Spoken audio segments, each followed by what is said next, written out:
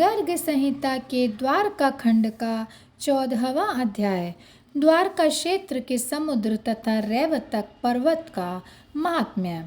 श्री नारद जी कहते हैं, सबको सम्मान देने वाले नरेश, अब द्वारावती और समुद्र के महात्म्य का वर्णन सुनो, जो सब सारे पापों को हर लेने वाला, पुण्यदायक तथा उन तीर्थों में स्नान का फल देने वाला है। महीपते, जो वैशाख मास की पूर्णमासी को व्रत रखकर स्नान पूर्वक नदीपति समुद्र का विधिवत पूजन और उन्हें नमस्कार करके रत्नों का दान करता है, उसके शरीर में तीनों देवता ब्रह्मा विष्णु महेश निवास करते हैं तथा उसके दर्शन मात्र से मनुष्य कृतार्थ हो जाता है।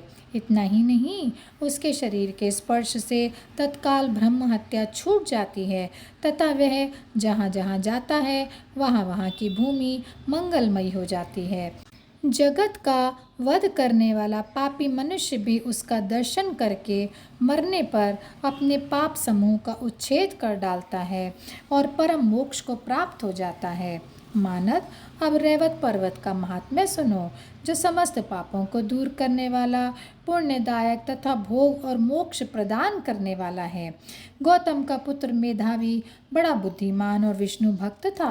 उसने 100 अच्युत 10 लाख वर्षों तक विंध्याचल पर्वत पर तपस्या की। एक दिन साक्षात अपांतरतमा नामक मुनि उससे मिलने के लिए आए, परंतु उत्कृष्ट तपस्वी मेधावी अपने आसन से नहीं उठा। तब अपांतरतमा रोष से भर गए और उसे शाप देते हुए बोले, संतों के प्रति भक्ति न रखने वाले पापात्मन, तुझे अपने तपोबल पर बड़ा गर्व हो गया है। तेरी स्थिति पर्वत के समान है, अतः दुर्मते तू यहीं पर्वत हो जा। यों कहकर साक्षात अपांतरतमा मुनि चले गए। मेधावी शैल भाव को प्राप्त हो श्री शैल का पुत्र हुआ, परंतु वह महात्मा बुद्धिमान तपस्वी तथा विष्णु भक्ति के प्रभाव से पूर्व जन्म की बातों का स्मरण करने वाला हुआ। एक दिन मेरे मुख से द्वारकापुरी का महात्म्य सुनकर श्री शैल के पुत्र ने कहा, मुने, आप शीघ्र राजा रैवत के पास जाइए और उनसे मेरी कही हुई प्रार्थना सुना दीजिए, क्योंकि आप बड़े दीनवत्सल हैं।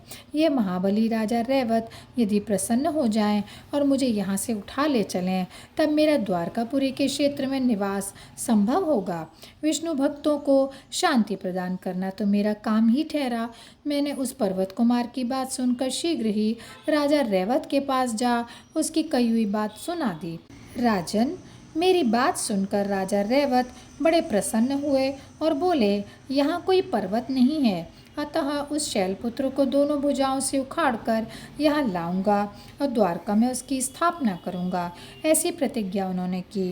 राजा रैवत उस पर्वत को चुरा लाने के लिए जो ही प्रस्थित हुए, उनसे ही पहले भी मैं शैल के नगर में जा पहुंचा। मुझे कलह प्रिय लगता है, इसलिए मैंने महात्मा श्री शैल को राजा को उसके पुत्र की चोरी से संबंध रखने वाला सारा वृत्तांत कह सुनाया। श्री शैल के पुत्र ने मोहवश उसको डांट कर कहा, तू कहाँ जा रहा है?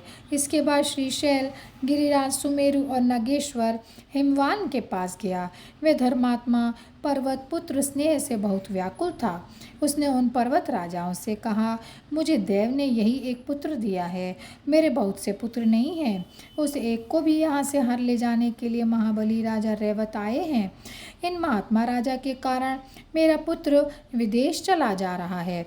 मैं पुत्र स्नेह से विकल होकर आप दोनों की शरण में आया हूँ। आप लोग राजा रैवत को जीतकर शीघ्र ही मुझे मेरा पुत्र दिला दें। जाति के प्रति पक्षपात होने के कारण वे दोनों पर्वत सुमेरु और हिमालय लाखों दूसरे पर्वतों से घिरे हुए तुरंत ही युद्ध के लिए आए।